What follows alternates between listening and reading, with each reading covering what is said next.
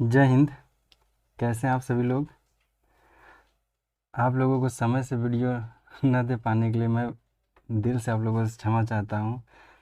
धीरे धीरे भी स्टार्ट किया हूँ, धीरे धीरे सब कुछ सही हो जाएगा, सेटलमेंट हो जाएगा, फिर उसके बाद मैं पर डे आप लोगों को वीडियो डिलीवर कर दूँगा।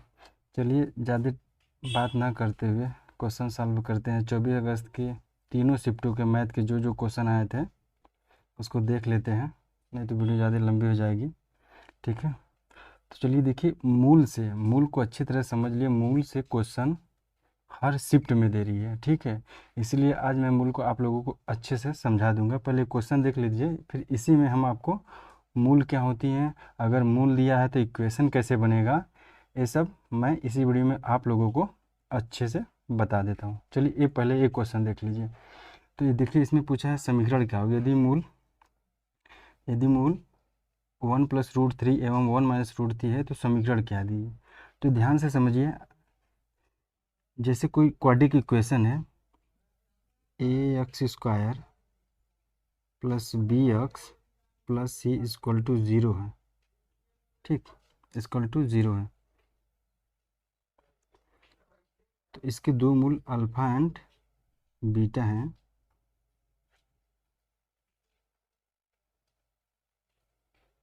तो देखिए अल्फ़ा + बीटा बराबर क्या हो जाएगा, -b/a, एंड अल्फ़ा बीटा बराबर क्या हो जाएगा, c/a।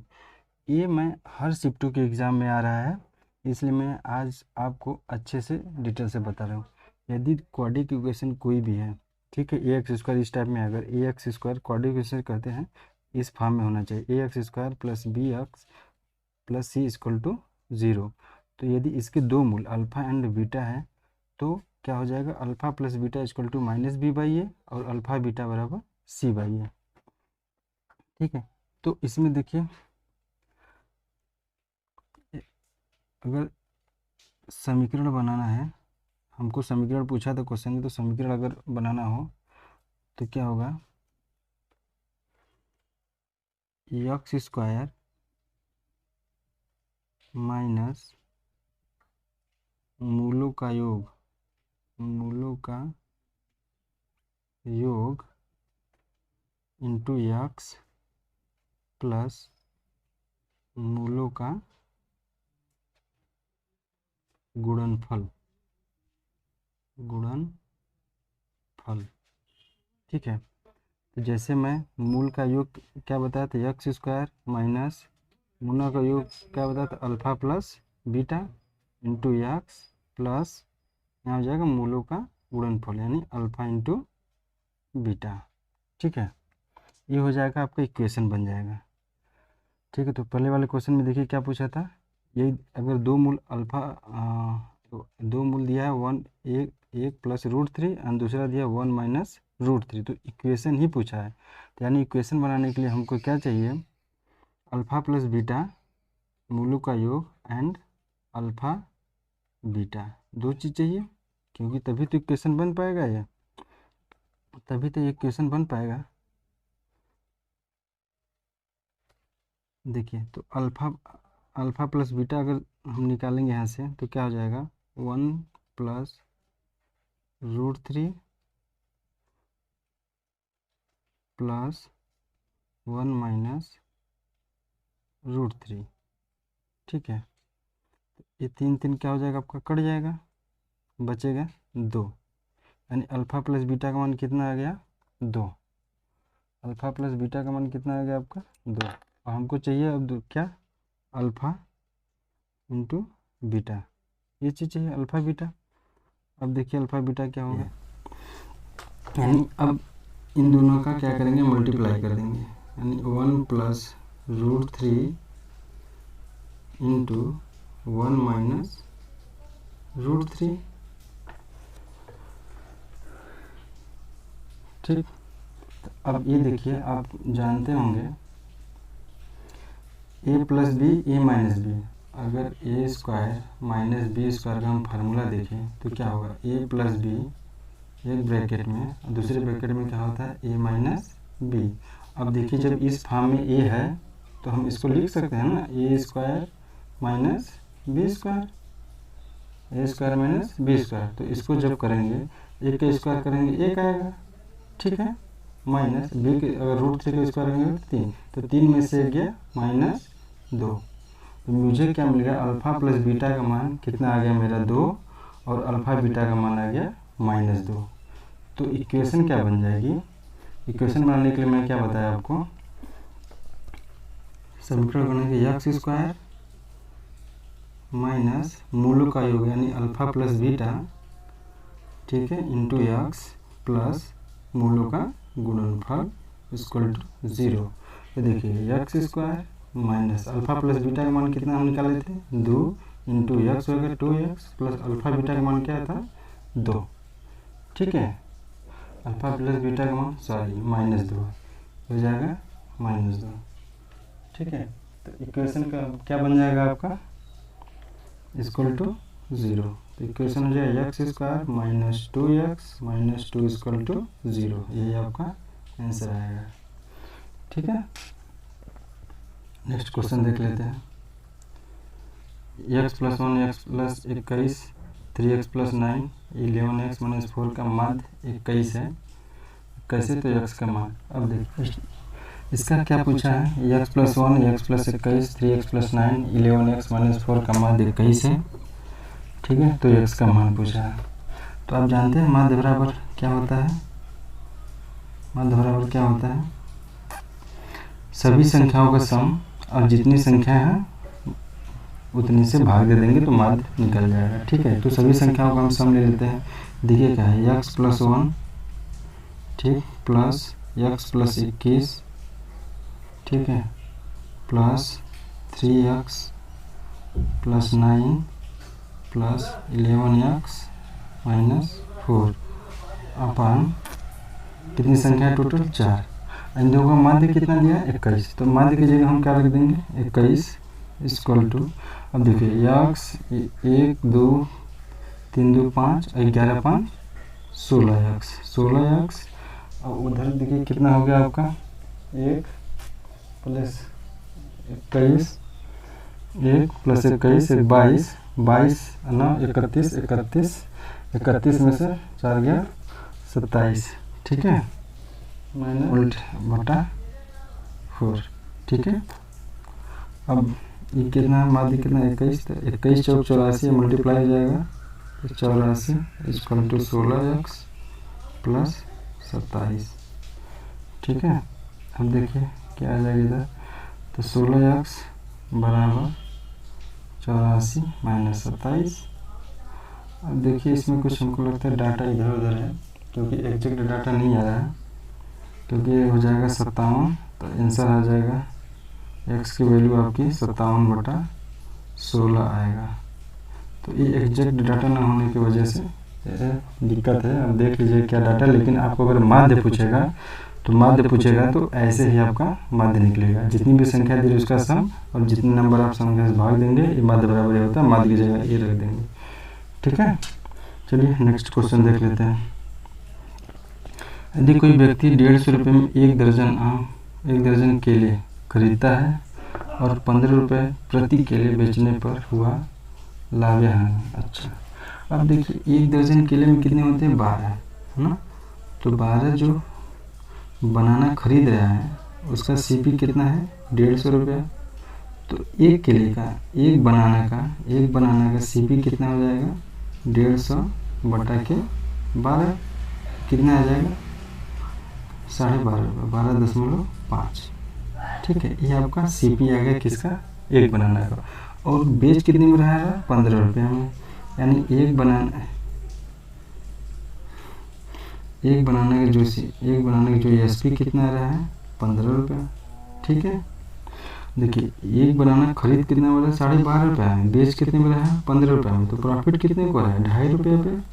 अब हम बताए थे प्रॉफिट हो या लॉस हमेशा किस पे निकलता है CP पे, हमेशा CP पे, CP कितना है 12.5, तो 100 पे कितना है, दैट इज आंसर, ठीक है। चलिए नेक्स्ट क्वेश्चन देख लेते हैं, 6 मैन + 8 वुमेन मिलकर किसी काम को 14 दिन में कर सकते हैं तथा 12 आदमी और 4 औरतें 7 दिन में कर सकते हैं, तो एक आदमी उसी काम को कितने दिन से। चलिए देखिए 6 मैन प्लस 8 मैन मिलकर किसी काम को कितने दिन, 14 दिन में करते हैं। अगर 14 दिन में M1D1 का फार्मूला लगा कर दीजिए। फिर 12 मैन प्लस 4 मैन उसी काम को 7 दिन में करते हैं। तो आपसे 1 मैन का पूछा है कितने दिन में करेगा, आपका इसका मान निकालना। तो अब देखिए हम इस इक्वेशन से मैन और ओपन की इफिशियंसी निकालते हैं कितनी होती है, कितनी होगी। तो 7 कम 7, 7 दूना 14, तो 2 चुके 12 में प्लस 16 में इक्वल टू 12 में प्लस 4 में। तो 12 कट जाएगा। कुछ डाटा इधर उधर है, नहीं तो यहाँ से अगर डाटा इधर उधर नहीं रहता यहाँ मान की पैसे तो 0 आ गई। अगर डाटा सही रहेगा ना तो आप लोग ऐसे निकाल लीजिएगा, लगता है कोई क्वेश्चन इधर उधर हो गया। तो अब मैंने यहाँ मैन का एफिशिएंसी निकाल लीजिएगा। जैसे मैंने अपन ओपन से अगर A/B आ गया, ठीक है, तो इसका टोटल एफिशिएंसी देख लीजिएगा कि यहाँ कितना है। तो अब देखिए तो 6 मैन और 8 मैन का निकाल लीजिए कितना है। तो अब 14 दिन में दोनों मिल के काम कितना करेंगे, ठीक है। यहाँ से टोटल वर्ग निकल जाएगा, ठीक है, टोटल वर्ग निकल जाएगा। अब मैन की एफिशिएंसी पता है तो 1 मैन से टोटल वर्ग में भाग देंगे तो दिन निकल जाएगा, ठीक है। ये आंसर आ जाएगा आपका। चलिए नेक्स्ट देखते हैं। सिंप्लीफिकेशन का क्वेश्चन है, तो इजी है। सिंप्लीफिकेशन का भी क्वेश्चन आप देख लीजिए, बॉडमास के रूल से ही कर लीजिएगा। ऐसे अगर ज़्यादा ओवर स्मार्ट बनेंगे तो गलत हो जाएगा, ठीक है। 15, ठीक है, जो रूल है उसे तोड़िएगा। 4 - 6, ठीक है। 15 प्लस 8 चौका 32 माइनस 6, ठीक है। अब देखिए 15 प्लस, ठीक है, तो 41 ये आपका आंसर आ जाए, ठीक है, 41।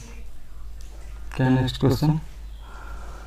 फिर सिंप्लीफिकेशन को आप लोग देख लीजिएगा, उसी रूल से कर लीजिए।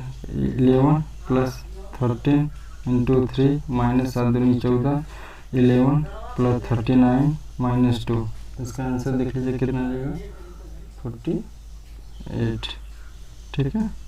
क्या देखिए एलसीएम पूछा। अगर इस टाइप में अगर एलसीएम आपको अगर पूछा जाए, अगर पावर में देखें तो आप ये ध्यान रखिएगा कि सभी संख्याओं जितनी भी संख्या दी है, जैसे A2 की पावर 2, 3, 5 की पावर 5, जो भी संख्या दी है, तो इनमें सबसे बड़ी पावर को ले लेते हैं। जैसे 2, इसमें जितने भी 2 हैं, जैसे यहाँ 2 है, यहाँ 2 है, यहाँ 2 है, तो 2 की सबसे बड़ी पावर क्या है, 2 की पावर 2 इंटू। अब देखिए 3 है, 3 की सबसे बड़ी पावर क्या है, 3 की पावर 1। अब देखिए 5 की सबसे बड़ी पावर क्या है, यहाँ 5 है, यहाँ 5 की पावर 1 है, यहाँ 5 की पावर 2 है, तो सबसे बड़ी पावर क्या है, 5 की पावर 3, ठीक है, 5 की पावर 3। अब देखिए यहाँ पे 5 की पावर अब क्या रह गया बच्चा के 7, 7 की पावर इंटू 7, ये हो जाएगा आपका एलसीएम, ठीक है, ये हो जाएगा एलसीएम। नहीं तो अगर गुणा में दिया होगा तो आप इसका मल्टीप्लाई करके देख लीजिएगा आंसर कितना आ रहा है। हमको लग रहा है ऐसे आंसर दिया होगा। तो बस याद रखिएगा इस टाइप में एलसीएम दिया है तो जो सबसे बड़ी पावर होगी, हर संख्या की सबसे बड़ी पावर वो ले लीजिएगा। चलिए नेक्स्ट क्वेश्चन देखते हैं। अब देखिए एरिया दिया निकालना है एक्स का, ये क्या है, पैरेललोग्राम, समांतर चतुर्भुज। तो समांतर चतुर्भुज आप जानते क्या होता है, आमने सामने की भुजाएं पैरेलल और अनइक्वल होती हैं, ठीक है, पैरेलल बस होती है। ये मत सोचिए कि आमने सामने की साइड क्या होगी, बराबर नहीं होगी, बस आमने सामने की साइड पैरेलल होंगी। तो समांतर चतुर्भुज का एरिया क्या होता है, समांतर चतुर्भुज अगर एरिया निकालेंगे 1/2 जो पैरेलल साइड है उसका सम, पैरेलल का सम इंटू हाइट, ठीक है, 1/2 पैरेलल साइड का सम देखिए कितना होगा, 15 प्लस एक्स इंटू हाइट कितना दिया है आपका 6, ठीक है। और एरिया इसका क्या है, समांतर चतुर्भुज डेल्टा का है 120 दिया है, ठीक है। आपको एक्स का मान, इसी एक्स का मान निकालना है। अब देखिए क्या हो जाएगा, 2 1 कम 2, 2 3 6, 3 1 कम 3, 3 4 20, 40, ठीक है। अब एक्स का मान निकालेंगे तो इधर जाके माइनस हो जाएगा, तो इसका आंसर आ जाएगा 40 माइनस 15, 40 माइनस अगर 15 कर देंगे तो ये आ जाएगा आंसर आपका 25, दैट इज आंसर, ठीक है। चलिए नेक्स्ट क्वेश्चन देख लेते हैं। बहुत ही चतुर्भुज के चारों कोणों का सम कितना होता है, इसका चारों कोणों का सम कितना होता है 360। तो 2 3 5 5 5 6 16, ना। तो 360 का वैल्यू कितना है, 16 का मान। तो 4 चौका 16, 4 9 36, 9 तो 2 दूनी 4 और 45। तो सबसे छोटा कोड पूछा है, सबसे छोटा कोड क्या है 2, तो सबसे छोटा कोड 2 का इंटू 2 कर देंगे, तो आंसर आ जाएगा कितना आपका 45, यह हो जाएगा आंसर। ठीक है, चलिए नेक्स्ट क्वेश्चन देखते हैं। यदि समरूप त्रिभुज ABC और DEF में 2A बराबर DE, तो EF बराबर 8, तो BC का मान। अब पहले समझिए समरूप त्रिभुज होते कहाँ हैं, सिमिलर ट्रायंगल। समरूप त्रिभुज क्या होता है, आप राइटिंग पर मत ध्यान दीजिएगा, क्योंकि मैं पेन से जिस पेन से लिखता हूँ वो पेन ज़्यादा वर्क अच्छे से कर नहीं रहा है, कुछ दिन एडजस्ट करिएगा, फिर मैं कुछ दिन अच्छे से पेन मंगा लूँगा। तो समरूप त्रिभुज क्या होगी, दो त्रिभुज समरूप त्रिभुज होंगी, जैसे कि किसी भी त्रिभुज की अगर दो एंगल इक्वल हैं तो वो त्रिभुज, ये दोनों त्रिभुज समरूप हो जाएंगी। ठीक है, अगर दोनों त्रिभुज समरूप हैं, अगर दो त्रिभुज समरूप है तो उनके संगत जो करस्पॉन्डिंग साइड होती हैं, करस्पॉन्डिंग साइड इक्वल होती हैं। तो करस्पॉन्डिंग साइड क्या होती है, करस्पॉन्डिंग साइड इक्वल होती है, अब करस्पॉन्डिंग साइड क्या होती है,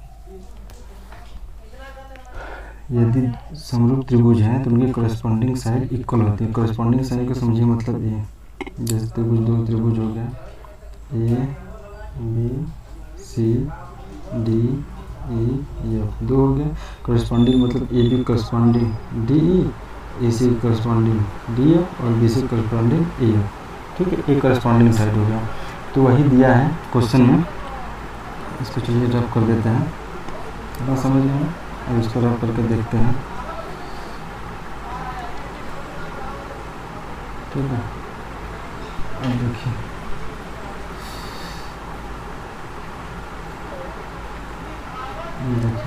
आप समझ गए, दो त्रिभुज अगर समरूप हैं तो उनकी करस्पॉन्डिंग साइड इक्वल होंगी, जैसे त्रिभुज ABC है और त्रिभुज DEF। हम लोग जानते हैं ABCDEF दो साइड हो गए। तो दिया है 2AB इक्वल टू DE,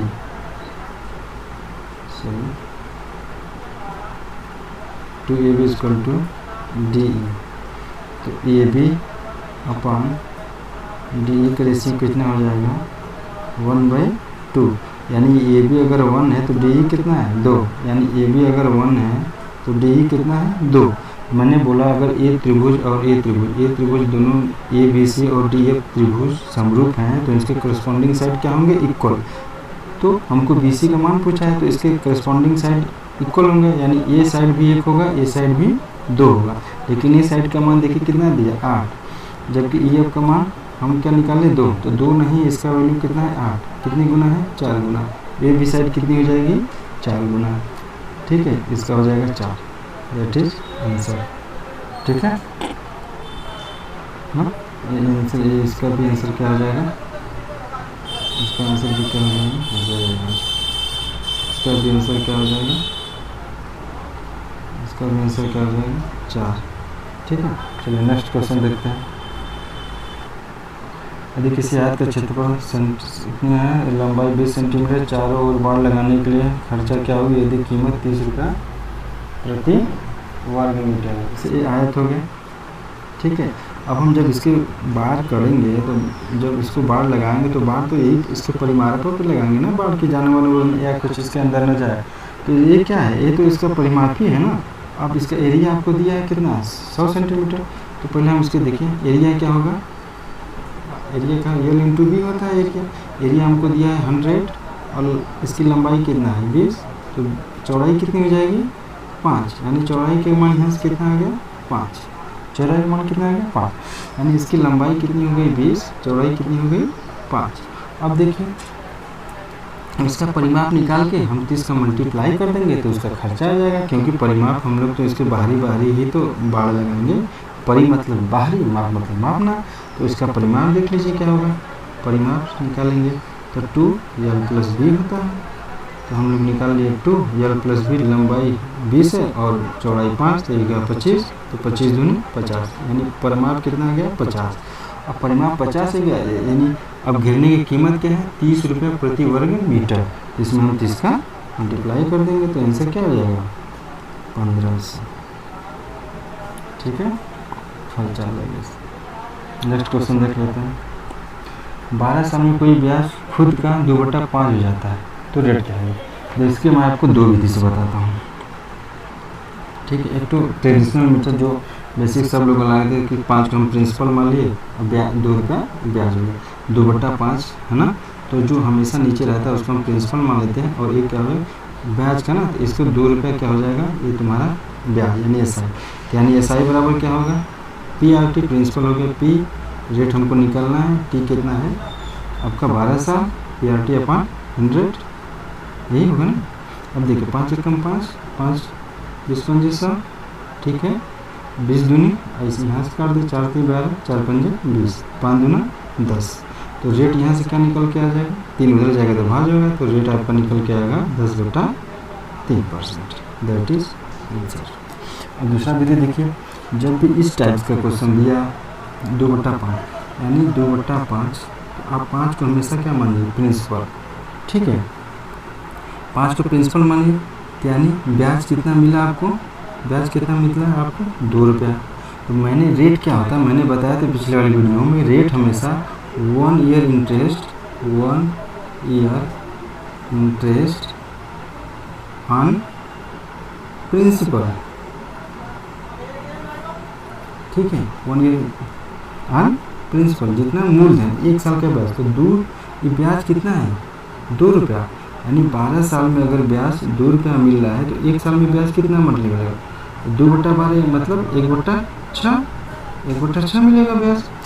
ठीक है, लेकिन किस पर प्रिंसिपल पर ना, प्रिंसिपल पे ऑन प्रिंसिपल मैंने क्या 1 ईयर इंटरेस्ट हो गया कितना 1 ईयर इंटरेस्ट 1/6 ऑन प्रिंसिपल मतलब बट्टा 6 यानी 1/30, तो 100 रुपये कितना इसे काट देंगे तो यानी 10/3, ये आपका आ गया आंसर। ठीक है, अब आपका जो मेथड अच्छा लगा उसको अडॉप्ट कर लीजिए। चलिए नेक्स्ट क्वेश्चन देख लेते हैं। देखिए इसका एग्जैक्ट क्वेश्चन नहीं मिल पाया था, बस बहुलक या मोड बराबर होगा 3 मीडियन माइनस 2 मीन होता है, इसमें रिलेशन होगा। अब इस पर जो क्वेश्चन पूछा होगा आप उसका आंसर दे दीजिएगा या बता दीजिएगा, बस आप रिलेशन याद रखिएगा कि मोड बराबर 3 मीडियन माइनस 2 मीन होता है। ठीक है, अब इसका एग्जैक्ट क्वेश्चन नहीं मिल पाया था। चलिए नेक्स्ट क्वेश्चन देखते हैं। अब देखिए ये दिया है, इसका बस इसको क्या पूछा देने बता, बस ये क्वेश्चन अगर आया था तो इसको बस खोल दीजिए। a प्लस बी का स्क्वायर करेंगे तो a square plus B square plus 2ab। अब देखिए माइनस है, अब इसको खोलेंगे क्या हो जाएगा a square plus B square minus 2ab। अब देखिए a square plus B square plus 2ab minus a square minus B square plus 2ab। अब देखिए a स्क्वायर से कट गया, b स्क्वायर से 2ab मतलब 4ab, ये आपका आंसर हो जाएगा। और नेक्स्ट आपको ये भी पूछ सकता है, इसको मैं मिटा दूँगा, एक चीज़ मैं और बता देता हूँ, ये आपको समझ में आना, इसको देखिए, ये हमेशा रिलेशन याद रखिएगा, ये याद रखिएगा। देखिए जैसे a प्लस बी का होल स्क्वायर है, a square plus B square plus 2ab, और a माइनस बी का अगर होल स्क्वायर है तो a square plus B square minus 2ab। इसको अगर हम दोनों को जोड़ दें a कट जाएगा, क्या आ जाएगा, यानी a प्लस बी का whole square plus a minus B का whole square equal to a square B square 2 तो 2 कॉमन लेते हैं, डायरेक्ट में लिखते हैं a square plus B square. ये रिलेशन याद रखिएगा। अब इसी को अगर घटा देंगे ना तो हो जाएगा, यहाँ पर माइनस अगर इसको घटा देंगे a प्लस बी का होल स्क्वायर माइनस अगर घटा देंगे दोनों को तो a माइनस बी का स्क्वायर इक्वल टू यहाँ 4ab आ जाएगा, जो भी मैंने प्रूव किया था। इस रिलेशन याद भी हो सकता है कि नेक्स्ट एग्जाम में आपको पूछ दें। चलिए नेक्स्ट देखते हैं। ऐसा ही 1000 रुपया, रेट है 8%, टाइम है 2 साल, आपको CI पूछा है। ठीक है, आप यहाँ से प्रिंसिपल निकाल के जैसे SI बराबर PRT अपॉन 100 ऐसे सकते हैं, लेकिन मैं एक दूसरा तरीका बता रहा हूँ, आप उसको देखिएगा। ठीक है, जैसे रेट 8% है, रेट 8% है, ठीक है, तो इसको क्या लिखते हैं 8/100, इसको काटेंगे 4 दूनी 8, 4 25वां 100। अब टाइम 2 साल है ना, तो इसी 25 को स्क्वायर करके इसको प्रिंसिपल मान लीजिए। ठीक है, अब इसको स्क्वायर करके इसको प्रिंसिपल मान लीजिए। 625 का स्क्वायर लेंगे 625। अब देखिए 2 साल का ब्याज। अब इसका देखिए यहाँ पर रेट को मैंने क्या किया था, रेट का 8% था, तो इसको काटेंगे 4 दूनी 8, 2 50 100। ठीक है, 4 दूनी 8, 4 25 100, 25। ठीक है, तो यानी 2/25। ठीक है, ये रहता है 2/। अब देखिए यहीं पर पहले साल का रेट और सेकंड साल का रेट, तो यानी 2/25, यानी 625 का 2/25 निकालेंगे तो 25 दूनी 50 आ जाएगा, यहाँ पर 50 आएगा। ठीक है, इसका 2/25 निकालेंगे, इसका 2/25 निकालेंगे, 2/25, तो यहाँ आ जाएगा 4। ठीक है, अब देखिए ये पूरा आपका क्या हो गया, CI हो गया, तो यानी 104 रुपये CI हो गया। अब देखिए 104 रुपये आपका CI होगा, लेकिन यहाँ कितना SI कितना है आपका, SI कितना है 100 रुपया। SI कितना है यार, सॉरी 1000 है SI आपका। अब ये इसको जो जोड़ेंगे ना, ये आपका SI निकल के आता है, यानी 5 5 100, ये आपका SI 100 नहीं है, कितना है 1000। 1000 है, कितने गुना हुआ 10 गुना, तो आपका ये भी कितना हो जाएगा 10 गुना CI भी, यानी 1040, दैट इज आंसर। अभी कहेंगे कहाँ से आया ये सर, कैसे बताएं, तो जब मैं आपको चक्रवृद्धि ब्याज या CI पढ़ाऊंगा ना, तो मैं ये आपको ये डिटेल से बता दूंगा। अगर यहीं पर बता दूंगा तो वीडियो ज़्यादा बड़ा हो जाएगी, तो मैं नेक्स्ट जब भी स्टार्ट करूँगा तो मैं आपको ये बता दूंगा। ठीक है, चलिए नेक्स्ट देखते हैं। 10 और 50 का तृतीय अनुपात देखिएगा, मध्यानुपात तृतीय अनुपात, इससे बहुत क्वेश्चन दे रहा है। ठीक है, मध्यानुपात तृतीय अनुपात चौथा अनुपात, तो अब मैं इसको डिटेल से बता दे रहा हूँ, आप लोग अच्छे समझ लीजिएगा।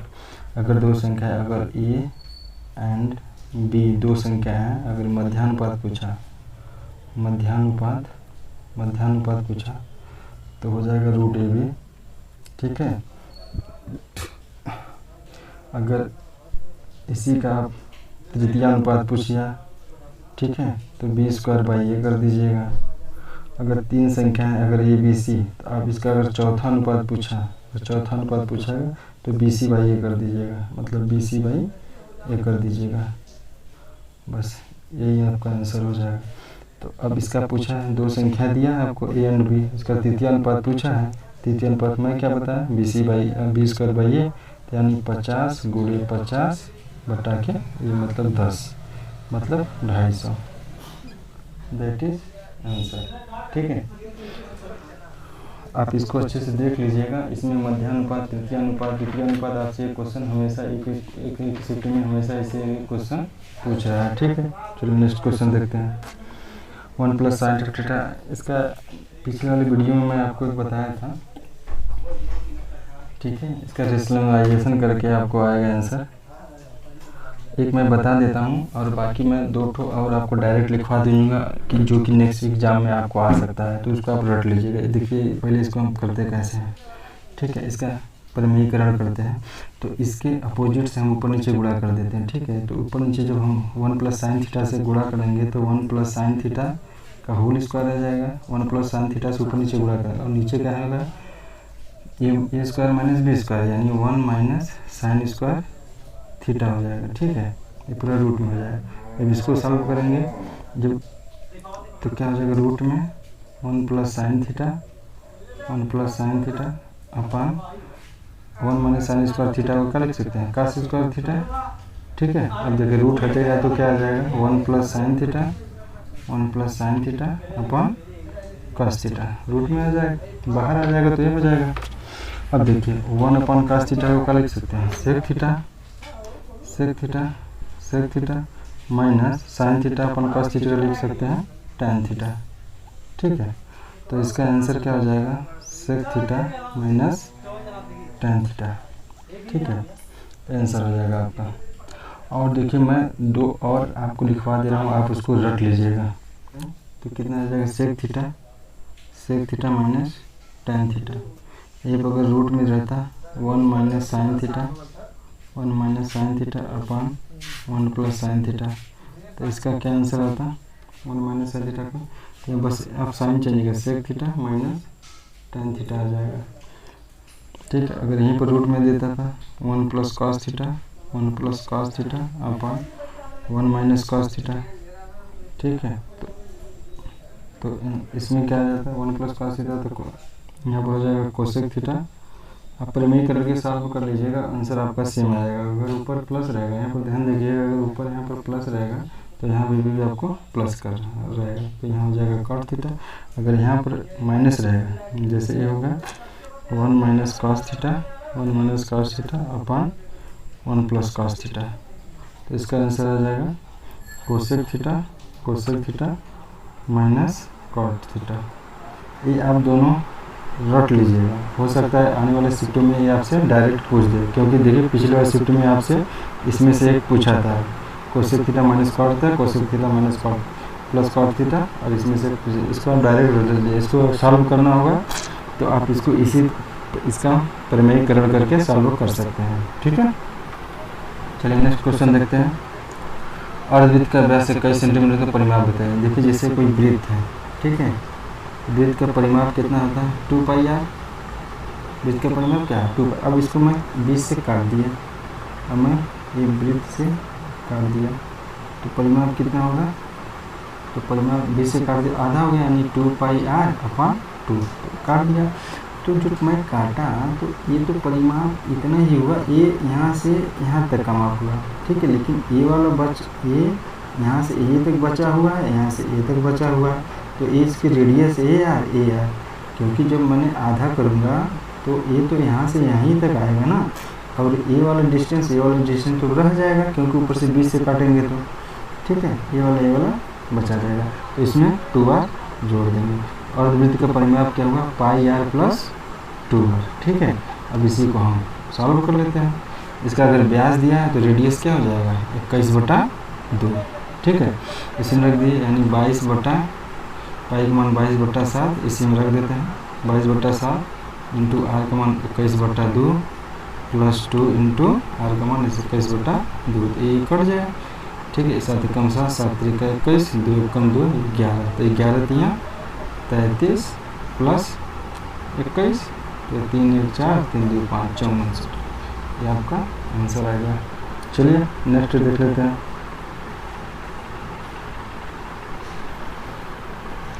आई थिंक जितना क्वेश्चन मिला था सॉल्व हो चुका है।